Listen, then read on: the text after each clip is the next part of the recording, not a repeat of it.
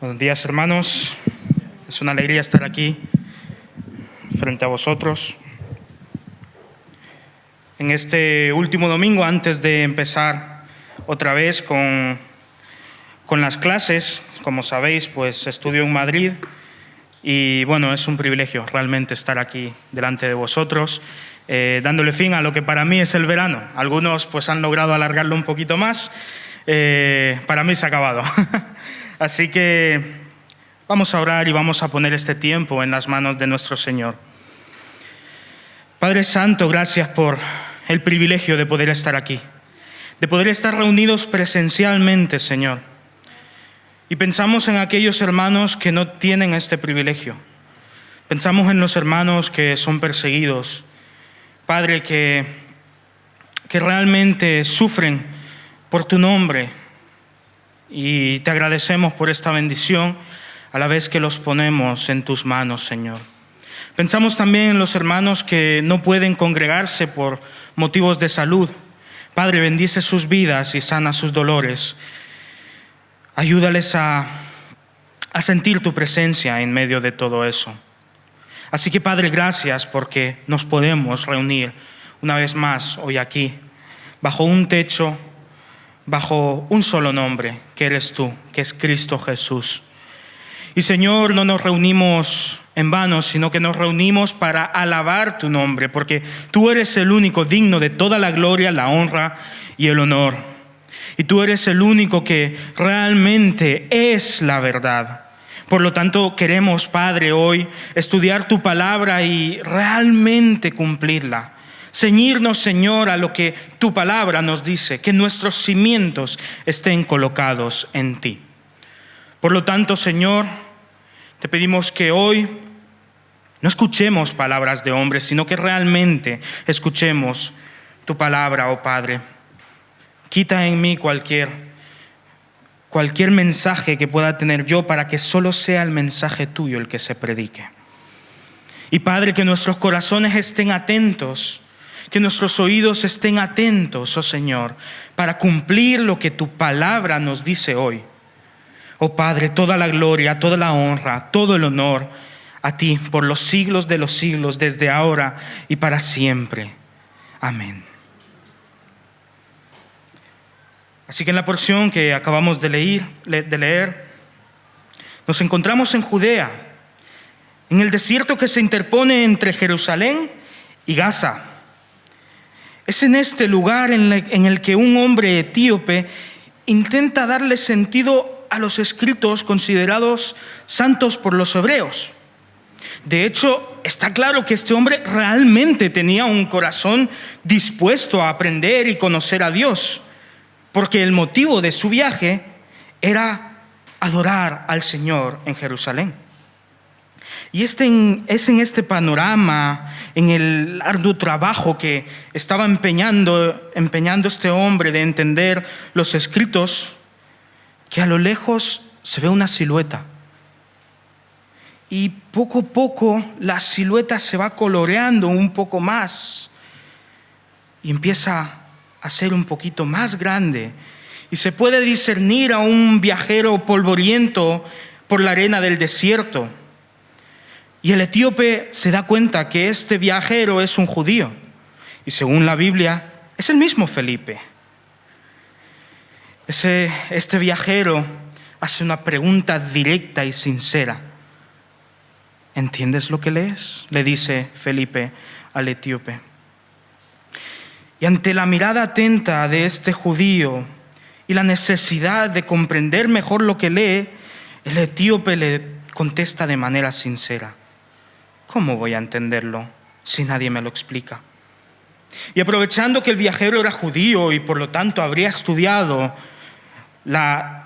el Antiguo Testamento, le pidió que subiera a su carro y se sentara con él para entender el escrito. Y lo que leía era Isaías 53. Y su corazón solo quería saber de quién estaba hablando este pasaje. Y ese es precisamente el texto que vamos a estudiar hoy.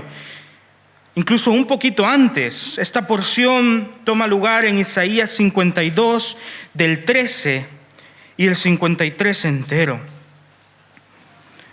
Es un pasaje realmente cautivador, es un pasaje con una importancia muy grande. Es el final apoteósico de una serie de cantos encontrados en los capítulos 42, 49, 50 y ahora en el 52 y 53. Y según la tradición judía, el cumplimiento de este pasaje sería llevado a cabo por el mismo Mesías. Este pasaje se llama el siervo sufriente. En mi caso estoy leyendo Reina Valera 20 y se llama Sufrimientos del siervo del Señor. Y sabes, es interesante porque este pasaje ha sido denominado como la tortura de los judíos. Y es que de hecho por muchos tiempos en las sinagogas donde los judíos se reúnen a estudiar la ley, se dejó de leer. No se le dio importancia. Pero en cambio Martín Lutero llegó a decir que este texto debería ser memorizado y conocido de memoria por cada cristiano. Vamos a leerlo. Isaías 52, 13 hasta el final del 53. Dice la palabra de Dios: mi siervo será prosperado, será engrandecido y exaltado, será puesto muy en alto. Al igual que muchos se asombraron de ti, pues de tal manera estaba desfigurada su apariencia que su aspecto no parecía el de un ser humano, así asombrará él a muchas naciones. Los reyes cerrarán ante él la boca, porque verán lo que nunca les fue contado y entenderán lo que jamás habían oído. ¿Quién ha creído nuestro anuncio? ¿Y sobre quién se ha manifestado el brazo del Señor? Crecerá ante él como un renuevo, como raíz en tierra seca. No hay hermosura en él, ni esplendor. Le veremos, mas sin atractivo alguno, para que lo apreciemos. Despreciado y desechado entre los hombres, varón de dolores, experimentado en sufrimiento. Y como que escondimos de él el rostro. Fue menospreciado y no le estimamos. Ciertamente llevó él nuestras enfermedades y sufrió nuestros dolores, pero nosotros le tuvimos por azotado, como herido y afligido por Dios. Mas él fue herido por nuestras rebeliones, molido por nuestros pecados. Por darnos la paz, cayó sobre él el castigo, y por sus llagas fuimos nosotros curados. Todos nos descarriamos como ovejas, cada cual se apartó por su camino, mas el Señor cargó en él el pecado de todos nosotros. Angustiado él y afligido, no abrió su boca. Como un cordero fue llevado al matadero, como una oveja delante de sus trasquiladores, enmudeció, no abrió su boca. Por medio de violencia y de juicio fue quitado. ¿Y su generación, quién la contará? Porque fue arrancado de la tierra de los vivientes y por la rebelión de mi pueblo fue herido. Se dispuso con los impíos su sepultura, mas con los ricos fue en su muerte. Aunque nunca hizo maldad, ni su boca profirió mentiras. El Señor quiso quebrantarlo, sujetándolo a padecimiento. Por entregar su vida como ofrenda expiatoria por el pecado, verá su descendencia, vivirá muchos años, y por su mano prosperará la voluntad del Señor. Verá el fruto de su aflicción de su alma y quedará satisfecho. Por su conocimiento justificará mi siervo justo a muchos y cargará sobre sí las iniquidades de ellos. Por tanto, yo le daré parte con los grandes y con los poderosos repartirá el botín. Por cuanto derramó su vida hasta la muerte y fue contado con los pecadores, pues llevó él mismo el pecado de muchos y oró por sus transgresores. Qué pasaje más descriptivo, qué pasaje tan intenso. Como bien hemos dicho, es un pasaje que ha tenido importancia a lo largo de los siglos. Para los cristianos, es un pasaje de vital importancia. Hay algunos teólogos que han llegado a decir, podríamos perder el Nuevo Testamento y seguiría estando claro que Jesús es el Mesías, que Jesús es el que nos salva por este pasaje, porque deja el Evangelio de manera clara, porque apunta de manera inminente a Cristo. Claro, por eso es que los judíos no le dieron importancia. Es más, se la quisieron quitar. Es más, dejaron de leerlo, porque el pasaje es claramente cristocéntrico. En la pregunta que le hizo el etíope a Felipe, ¿de quién habla este pasaje? Felipe no tardó nada en decirle, de Cristo Jesús. Este pasaje nos está narrando cómo nosotros podemos alcanzar la salvación, o mejor dicho, por quién podemos alcanzar la salvación. Y su importancia es tan grande que es probablemente uno de los pasajes más citados en todo el Nuevo Testamento. Mira, Mateo lo cita en 3 diferentes partes, en el capítulo 8, 26 y 27. Marcos en el 14 y en el 15, varias veces. Lucas en el 22, 37. Es más, en ese precisamente pasaje, Jesús mismo dice que está cumpliendo con este pasaje. Y Lucas también lo utiliza en el 23. También aparece en Hechos. Juan lo usa hasta 5, 7 veces. Pablo a lo largo de todas sus epístolas. Y Pedro también lo menciona. Por lo tanto, todo el Nuevo Testamento apunta al que cumplió con estas palabras. Sin lugar a duda, el cumplimiento de este pasaje es en Cristo Jesús.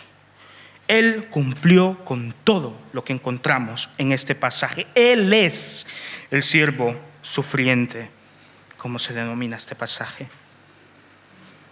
Así que estudiemos, hermanos, este pasaje.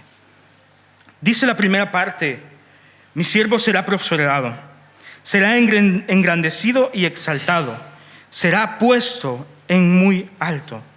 Y es que el canto empieza confirmando que este es el siervo del Señor. Es porque es el siervo del Señor que Dios mismo lo engrandece y lo exalta y lo pone en alto. Y de igual manera terminará reafirmando esta idea en el último de sus versículos. Todo lo que pasa entre el primer y último versículo reafirma esta idea. El siervo de Dios será glorificado. Y como el siervo de Dios es Jesucristo, Jesucristo es el que merece la gloria. Sigue diciendo en los 2 siguientes versículos, el 14 y 15 del 52. Al igual que muchos se asombraron de ti, pues de tal manera estaba desfigurada su apariencia, que su aspecto no parecía el de un ser humano, así asombrará él a muchas naciones. Los reyes cerrarán ante él la boca, porque verán lo que nunca les fue contado y entenderán lo que jamás habían oído. Este mismo siervo sufriente que ha sido prosperado por el Señor asombra a todos aquellos que le ven. Ahora, no por su gloria, sino porque su rostro está desfigurado. Porque tan desfigurado está que no parece un ser humano. En cuanto a Cristo, vemos que ya desde su nacimiento asombró a muchos. Es más, incluso antes, vemos el canto de Zacarías, de Elizabeth. Vemos cómo María y José también se regocijan y se asombran, porque viene este niño.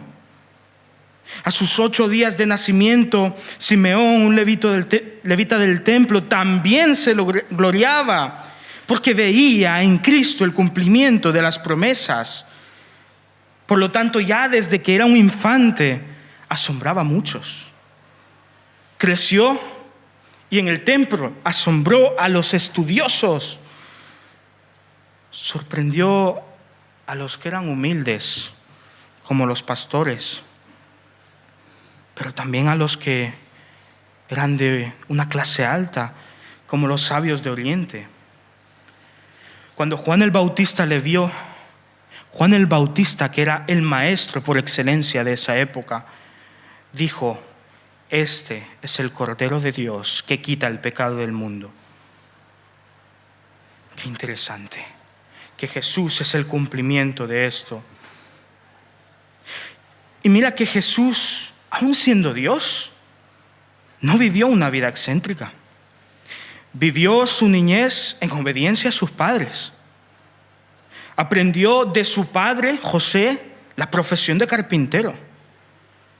Y cuando ya muchos le llamaban rabí, maestro, él no tenía ni siquiera donde reposar su cabeza. Asombrará a muchos. Y aún así, a pesar de no tener atractivo ni hermosura, cuando estuvo frente a los reyes que lo juzgaron, estos se asombraron de él. Qué interesante. Jesucristo cumple al pie de la letra todo lo que Isaías dice. Y sigue diciendo en el 1 al 3 que fue rechazado. Dice así: ¿quién ha creído a nuestro anuncio? ¿Y sobre quién se ha manifestado el brazo del Señor? Crecerá ante él como renuevo, como raíz en tierra seca. No hay hermosura en él, ni esplendor le veremos, mas sin atractivo alguno para que lo apreciemos. Despreciado y desechado entre los hombres, varón de dolores, experimentado en sufrimiento, y como que escondimos de él el rostro. Fue menospreciado y no le estimamos. Y es que este siervo que es puesto en lo más alto no se da a conocer como los otros. Es que en él no hay parecer, no hay hermosura, no hay atractivo. Es el siervo de Dios mismo, es Dios mismo en Cristo, pero es despreciado y desechado. Mira, cuando Jesús se presentó ante su propia gente, citando además Isaías, muchos, todos querían tirarlo por un barranco, como dice Lucas 4. Los escribas, los estudiosos de la época y los fariseos le llamaron comilón y bebedor de vino, como sale en Mateo 11 y en Lucas 7. Y cuando vieron el poder de Dios por los milagros de Jesús, no tardaron en afirmar que él actuaba en el nombre de Satanás. Por lo tanto, sí, fue rechazado. El siervo de Dios, Cristo Jesús, fue rechazado. A los suyos vino y los suyos no lo recibieron. Y él tomó nuestro lugar. Versículos 4 al 6. Ciertamente llevó él nuestras enfermedades y sufrió nuestros dolores, pero nosotros le tuvimos por azotado, como herido y afligido por Dios. Mas fue él herido por nuestras rebeliones, molido por nuestros pecados. Por darnos la paz cayó sobre él el castigo, y por sus llagas fuimos nosotros curados. Todos nosotros nos descarriamos como ovejas, cada cual se apartó por su camino, mas el Señor cargó en él el pecado de nosotros. Él tomó nuestro lugar. El motivo por el que no hay hermosura en él es que nosotros, tú y yo, le azotamos y herimos. Pero en todo esto no abrió su boca, sino que sufrió en amor a ti y a mí. Y cuando vemos a Cristo cumpliendo esta promesa, mira, Cristo no dejó su obra a medias, sino que llevó a cabo su misión hasta el final, hasta que dijo: consumado es. Jesús fue encarcelado injustamente por la noche, sin testigos. Su juicio se llevó a cabo en esa misma noche, en las tinieblas, incumpliendo todas las normas y las leyes establecidas, tanto religiosas como del gobierno. Los que le juzgaron le encontraron inocente. Pero aún así le condenaron a la muerte de el peor de los criminales. Antes de ser crucificado, fue latigado con tanta barbarie que su piel se rasgó hasta que sus huesos se pudieron ver. Fue humillado. Le hicieron desfilar con la cruz en la que sería asesinado a las espaldas durante todo el trayecto, durante toda la ciudad, para que todos lo vieran humillado. Y el lugar en el que sería crucificado sería en un lugar alto, para que todos pudiesen ver su crucifixión. Llevó esa cruz y no abrió su boca. Y su cuerpo estaba ya tan débil que no pudo soportarla. Pero ninguno de sus amigos ni sus discípulos estaban ahí para ayudarle o socorrerle, sino que tenía una multitud de seguidores, pero nadie le acompañó. Y en todo esto no abrió su boca. Y fue condenado por herejía. Por lo que cuando le mataron los judíos, cumplieron las palabras: herido por Dios y abatido, porque lo culparon de herejía. Fue escupido, fue mofado, le vistieron de púrpura y le pusieron un cartel en el que le nombraban rey, para reírse de él. Pero en todo esto no hubo queja en él. Jesús es el cumplimiento al pie de la letra de este siervo de Dios que trae bendición al mundo. Y el siervo sufriente vivió, sufrió y murió para que nosotros volviéramos a Dios. Y Cristo hizo todo esto por amor a nosotros, los que nos descarriamos como ovejas sin pastor, para llevar nuestro pecado y clavarlo en la cruz. ¿Sabes? Se mofaron de él. Lo vistieron de púrpura y le nombraron rey de los judíos para reírse de él. Pero en esa cruz, Jesucristo estaba reinando sobre tu pecado y el mío. Y en esa cruz Él estaba triunfando sobre la muerte. Porque 3 días, así como entregó su vida, la volvería a tomar. Y Jesús es el primogénito entre nosotros. Por lo tanto, su victoria en la cruz asegura nuestra victoria sobre el pecado y sobre la muerte por su gracia. Porque dice el versículo 10 y 11 que Él verá el fruto de su aflicción. Y en todo esto no hubo en Él queja. Su vida fue comparable a la de un animalillo que no sabe que en silencio va al lugar de su muerte. Como dicen el 7 al 9, que fue angustiado y afligido y no abrió su boca. Como un cordero fue llevado al matadero, como una oveja delante de sus trasquiladores, enmudeció, no abrió su boca. Por medio de violencia y de juicio fue quitado su generación. ¿Quién la conocerá? Porque fue arrancado de la tierra de los vivientes y por la rebelión de mi pueblo fue herido. Y se dispuso con los impíos su sepultura, mas con los ricos fue en su muerte. Porque Jesús fue crucificado entre ladrones, pero después fue sepultado en el sitio de los ricos.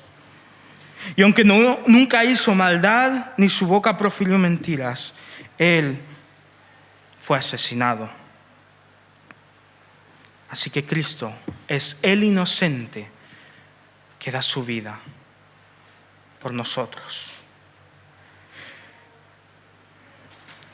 Y Cristo murió y entregó su vida.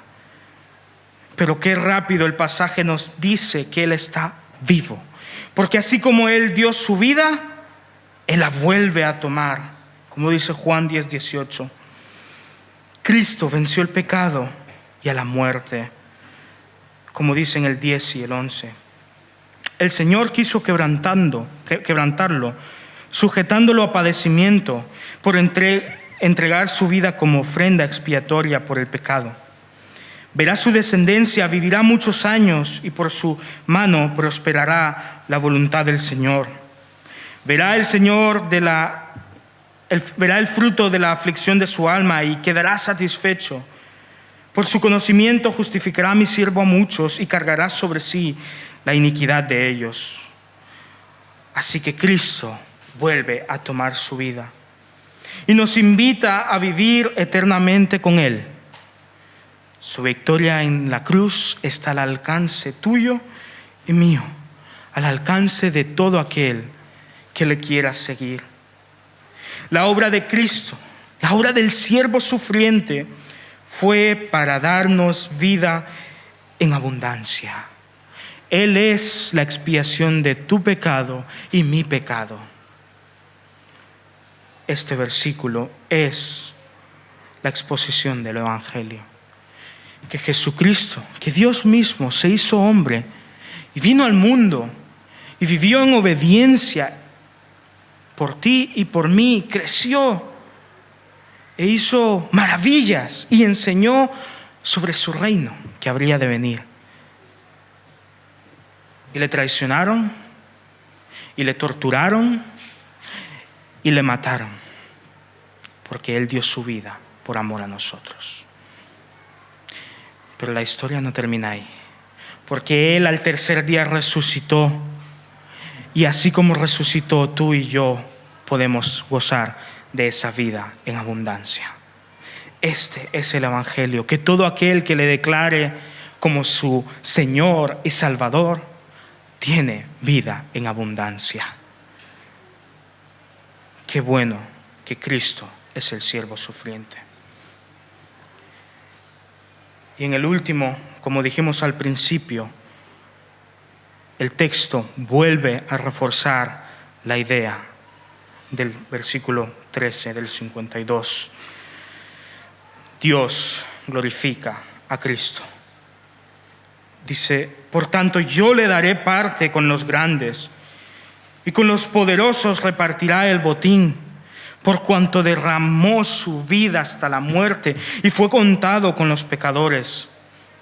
Pues llevó él mismo el pecado de muchos y oró por sus transgresores. Es por eso que el siervo de Dios, que el siervo sufriente es glorificado otra vez, por lo que hizo, porque derramó su vida hasta la muerte y mientras hacía eso no hubo en él ni palabra ni queja, sino que oró por sus transgresores. Oró por ti y por mí. Padre, perdónales, porque no saben lo que hacen.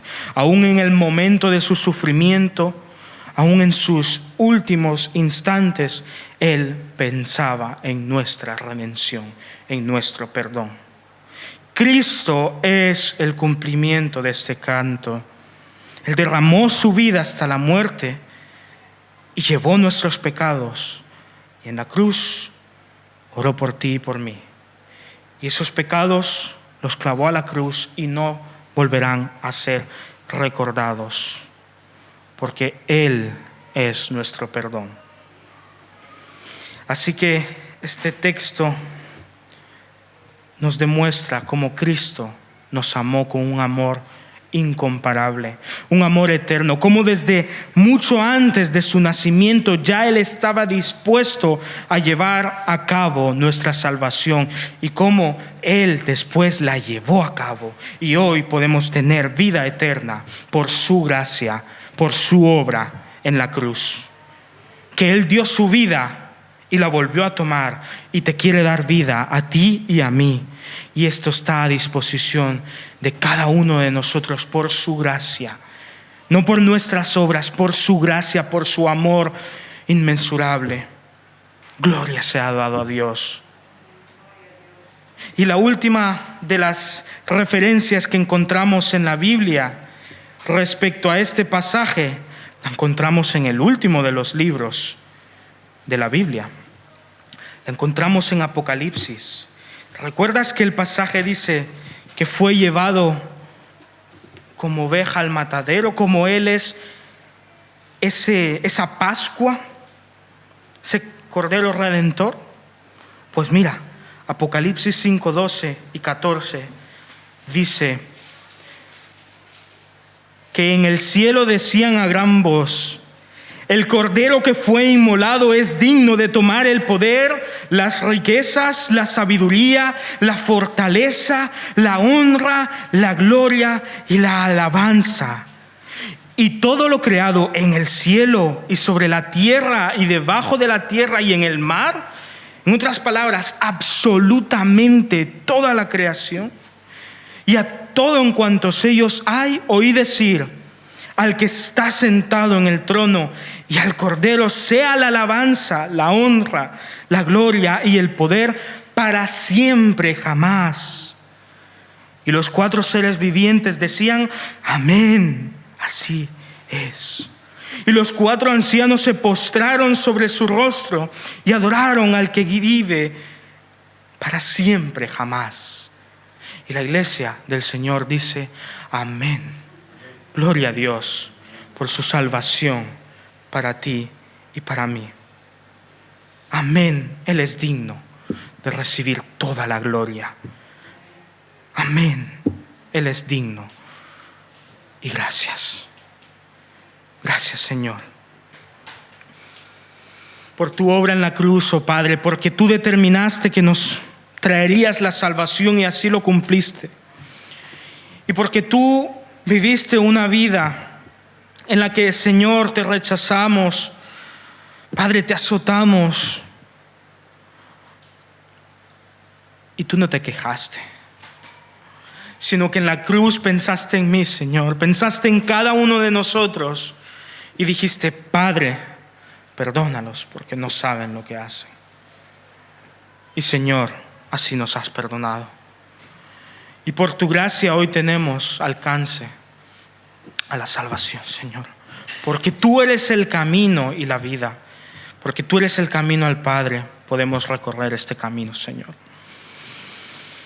Padre, tú eres el centro de todo, de toda la Biblia. Por lo tanto, tú eres este siervo sufriente. Y, Señor, tú llevaste a cabo cada uno de los detalles que ahí encontramos, oh Señor. Y gracias porque lo hiciste por amor. Por amor, Señor, a mí y a cada uno de nosotros. Así que, Señor, queremos unirnos a este pasaje y queremos darte la gloria, oh Padre, porque tú eres digno.